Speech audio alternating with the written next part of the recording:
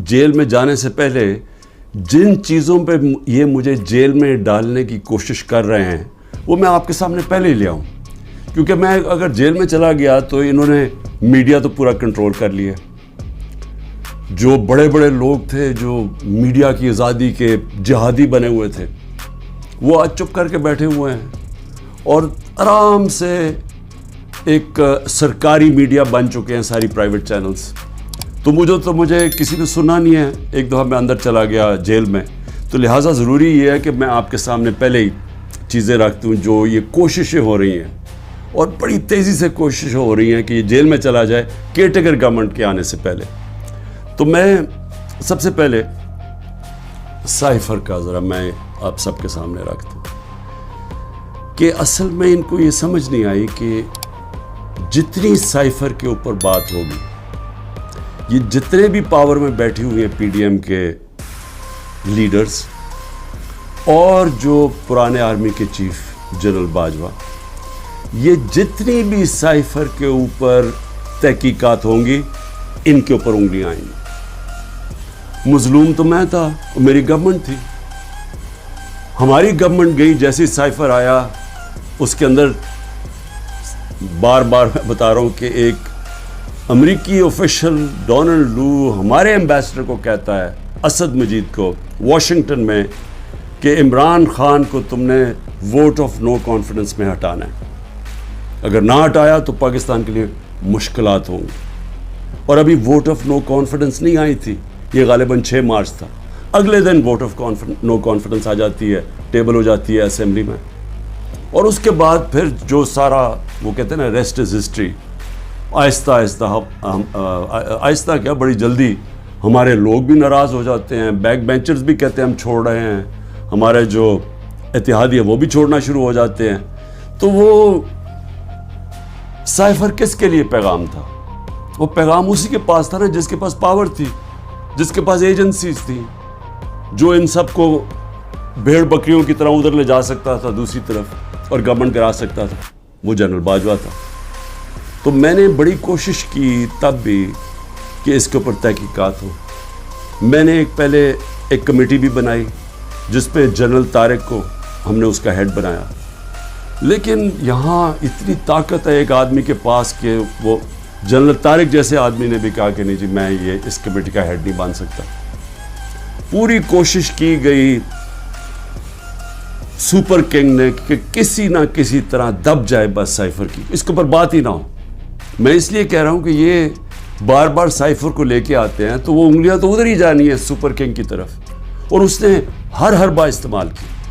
हमारा जब supreme court में केस चला हुआ था, जब कासिम सूरी ने अडजर्न की असेंबली और ये कहा कि साइफर में वाज़ेह है कि मुदाखलत हुई है पाकिस्तान के अंदर, और मैं इसलिए अडजर्न कर रहा हूँ कि पहले इसके ऊपर तहकीकात हो, इंक्वायरी हो कि क्या ये साइफर इसके पीछे क्या था। इंक्वायरी में तो पता चलना था कि साजिश हुई है या नहीं हुई। तो उसने जब वो लहराया और उसने एडजर्न की तो उसके बाद सुप्रीम कोर्ट में चला गया केस। तो सुप्रीम कोर्ट में जो हमारा वकील था अटॉर्नी जनरल, हम हैरान हो गए, उन्होंने साइफर पे बात ही नहीं की। असल इशू तो साइफर था, बाकी सारी बातें कर दी, साइफर पे बात नहीं हुई। आप समझ जाएं कि प्रेशर किधर से था। प्रेशर तो सुपर किंग के पास इतने ज़्यादा हथियार है प्रेशर्स डालने के लिए। तो वो जो केस हमारा था वो केस ही नहीं लड़ा गया। नईम बुखारी जो हमारे जो असद कैसर के वकील थे, उन्होंने कहा कि अटॉर्नी जनरल ने तो मेरा केस ही ख़त्म कर दिया, क्योंकि उन्होंने साइफर के ऊपर बात की। तो ये जो इसको खुफिया रखने की कोशिश की गई, वो कोशिश कर रहे थे जिनको पता था कि तहकीकात से इनके ऊपर उंगलियां आनी। मैं कोशिश करता रहा कि इसके ऊपर इंक्वायरी हो। जिस तरह मैंने कहा पार्लियामेंट ने कमेटी बनाई, उसको उन्होंने जनरल तारिक को भी भगा दिया। फिर चीफ जस्टिस साहब को मैंने लेटर लिखा, साइफर भेजा कि इसके ऊपर इंक्वायरी होनी चाहिए, नहीं हुई। तो अब ये जो इंक्वायरी करना चाहते हैं FIA, मैं सिर्फ सवाल ये पूछता हूँ कि पहले तो मुझे ये बताएं, मुझे बुला तो लिया आपने इंक्वायरी के लिए, लेकिन मुझे यही नहीं पता कि मेरे से किस चीज़ की इंक्वायरी करनी चाहते हैं आप। تاکہ میں تیاری کر کے آؤں. لیکن میں FIA کو بھی یہ کہنا چاہتا ہوں کہ یہ آپ کے پے گریڈ سے زیادہ اوپر بات ہے.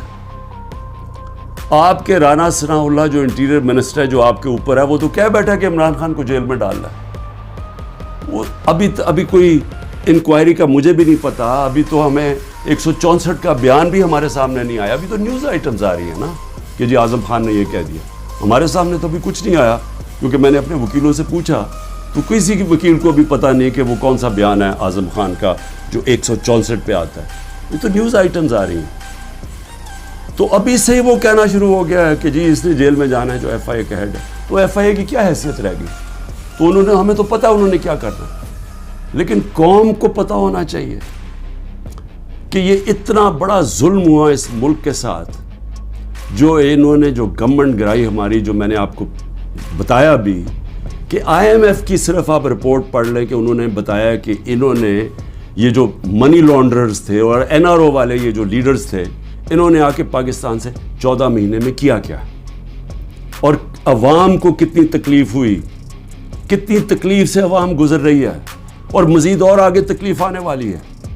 ایک وہ گورنمنٹ جس کی بہترین پرفارمنس تھی, اور وہ صرف اور صرف, اب ضرورت نہیں ہے آپ IMF کا ہی پڑھ لیں نا, IMF تو ہمارے نیچے نہیں ہے, اکنامک سروے پڑھ لیں جو کہ انہوں نے شائع کیا, تو وہ تو اب واضح ہے کہ ایک حکومت جو بہترین پرفارمنس دے رہی تھی, جو لوگوں کے حالات بہتر کر رہی تھی, روزگار بڑھتا جا رہا تھا. فیصل آباد کے اندر ٹیکسٹائل کے ورکرز نہیں مل رہے تھے, یعنی دور سے وہ ٹیکسٹائل والے ہمیں کہتے تھے کہ ہم سکول کھولنا چاہتے ہیں, ہمارے پاس ورکرز کم ہو گئے, جو ہماری سب سے بڑی ایکسپورٹ ہے ٹیکسٹائلز کی.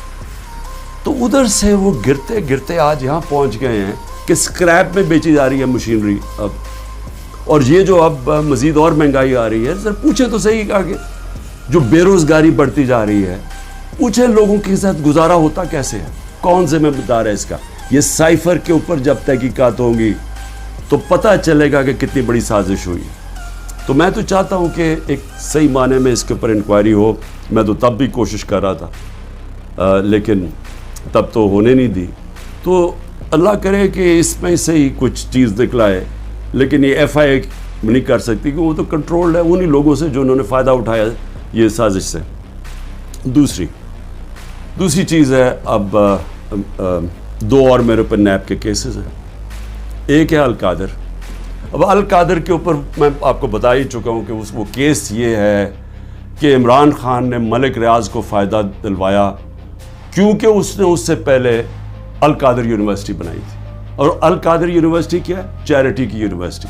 چیریٹی کا مطلب یہ کہ سیرت نبی کے اوپر جو ہمارا جو آئیڈیا ہے کہ لوگ لیڈرز نکلے نبی صلی اللہ علیہ وسلم کی سیرت کے اوپر چل کے, جو دنیا کے سب سے بڑے لیڈر تھے, اس کے اوپر ایک بیس کیا, کہ کوشش کی کہ اس ملک کے اندر سمجھ تو آئے. اور پھر صوفیزم, اتنے زیادہ لوگ بڑے بڑے ہمارے صوفی جو لیڈرز تھے, لیڈرز میں کہوں گا, ان کے بہت بڑے لوگ آج بھی عرس پہ لاکھوں لوگ آتے ہیں. ان کے کلام کا پتہ تو چلے, لوگ آ کے چلے جاتے ہیں, یہ تو پتہ چلے کہ وہ پیغام کیا دینے آئے تھے. تو ایک تو یہ, اور پھر دوسری ٹیکنالوجی. یہ مقصد تھا. اور سارے آج القادر میں مفت پڑھ رہے ہیں, سارے غریب گھرانوں کے, اور وہ یونیورسٹی چل رہی ہے, اور وہ پیسہ جو ہے وہ وہاں لگا ہوا ہے. اس میں عمران خان کا کیا ذاتی فائدہ ہے؟ اس میں مجھے یہ سمجھا دیں کہ مجھے کدھر سے فائنینشیل بینیفٹ ہوا ہے. یعنی اگر پوچھنا ہے فائنینشیل بینیفٹ, تو دیکھیں کہ ملک ریاض نے بلاول ہاؤس بنایا یہاں لاہور کے اندر, ذرا دیکھیں کتنے اربوں روپے کا بنا ہے. وہ دیکھ لیں کہ جو لنڈن کے اندر جو ملک ریاض کا 190 ملین پاؤنڈ آیا, جو آج سپریم کورٹ میں پڑا ہوا ہے, تو اس میں سے 50 ملین پاؤنڈ انہوں نے گھر خریدا ہے لنڈن میں حسن شریف سے, نواز شریف کے بیٹے سے. یہ پوچھیں کہ 18 ارب روپیہ, کم از کم 17-18 ارب روپیہ ہے. 18 ارب روپے کا نواز شریف کے بیٹے کے پاس پیسہ کدھر سے آیا گھر خریدنے؟ کیا اس لیے وہ بھاگ گئے تھے باہر؟ جب نیب نے ان کو بلایا اور پوچھا تو دونوں بیٹے باہر بھاگ گئے کہ جی ہم پاکستان کے شہری نہیں ہیں. اس کے اندر وہ پوچھا کسی نے ان سے؟ اور پیسہ بھی یہاں پڑا ہے. اگر وہ کہتے ہیں غلط مد میں آ گیا وہ گورنمنٹ آف پاکستان میں، بھئی آپ پیسہ پڑا ہوا ہے سپریم کورٹ میں، آپ انہیں کہیں کہ وہاں ادھر ٹرانسفر کر دیں، لیکن ثابت کرنا پڑے گا کہ کیا یہ پیسہ منی لانڈرنگ کا تھا یا نہیں. وہ پاکستان گورنمنٹ کو اور برطانیہ میں ثابت کرنا پڑے گا. تو ہمارے پاس بھی یہی چوائس تھی، ہم نے پیسہ بگوا لیا، پیسہ یہاں پڑا ہے، تو چوری کدھر ہے اس میں؟ یہ القادر. دوسرا توشہ خانہ. اب توشہ خانہ کا ذرا سمجھ جائیں وہ توشہ خانہ ہے کیا. یہ لوگوں کو ہے جی پتہ نہیں کیا اتنا بڑا اس کو بنا دیا. 70 سال سے توشہ خانہ کے اندر وہی قانون چلتے آ رہے تھے. جو بھی آپ کو گفٹ ملتی ہے، اور وہ یاد رکھیں پرائم منسٹر کو نہیں ملتی، پریزیڈنٹ کو ملتی ہے، آرمی چیف کو ملتی ہے، وزیروں کو ملتی ہے، پرائم منسٹر کا جو ملٹری سیکرٹری ہے اس کو ملتی ہے. یہ جب جاتے ہیں باہر تو یہ گفٹس ملتی ہیں. قانون سب کے لیے ایک ہے. جب سے 70 سال سے ایک ہی قانون ہے کہ وہ جا کے وہ فورن آفس میں آتی ہیں، وہ جا کے دیتے ہیں کیبنٹ سیکرٹری کو، کیبنٹ سیکرٹری آگے ایویلویشن کے لیے ایف بی آر کو بھیج دیتا ہے. ایک انڈیپینڈنٹ اپریزر ہے ہمارے، وہ نون لیگ کا اپوائنٹ کیا ہوا ہے، یہ اسیس کرتے ہیں اس کی قیمت کیا ہے. پھر وہ سب کے پاس پرائم منسٹر، وزیروں، جن کو بھی تحفہ ان کے پاس آتے ہیں جی یہ ہے اس کی قیمت اسیس. اگر آپ اس کو لینا چاہتے ہیں تو اتنی قیمت دیں اور یہ گفٹ آپ رکھ سکتے ہیں. اور اگر یہ نہیں لینا چاہتے تو یہ بھی سمجھ آئے وہ پھر آکشن ہوتی ہے، وہ جا کے کوئی بھی خرید سکتا ہے. یہ ہے قانون. اب عمران خان کے اوپر کیا الزام ہے؟ میں جب تحقیقات میں کہ جی وہ جو انہوں نے اسیس کیا تھا، وہ جو آپ نے جو اس کی قیمت تھی گفٹ کی، وہ انہوں نے کم دکھائی ہے. اگر انہوں نے کم دکھائی ہے، وہ لوگ ابھی بھی بیٹھے ہوئے ہیں، ان سے پوچھیں کیوں کم دکھائی ہے. میں تو ان میں سے کسی کو نہیں جانتا. مجھے تو جو ملٹری سیکرٹری آ کے بتاتا ہے کہ جی یہ قیمت ہے، یہ آپ نے دے، میں اسی کے مطابق چلا. جو بھی ہے میرا سارا کچھ ڈکلیئرڈ ہے، سارا کچھ ایف بی آر کے پاس ریکارڈ ہے. ساروں کے اوپر جو بھی میں نے اگر کسی کو بیچا اس کے اوپر ٹیکس دیا ہوا ہے وہ ریکارڈ ہے. سب کچھ ان کے پاس پڑا ہے. کیس ہے کیا؟ وہ کیس ٹرائل پہ چل رہا ہے. جج صاحب بڑی تیزی میں ٹرائل چلا رہے ہیں. سب جوڈس ہے، میں اس کے اوپر بات نہیں کروں گا.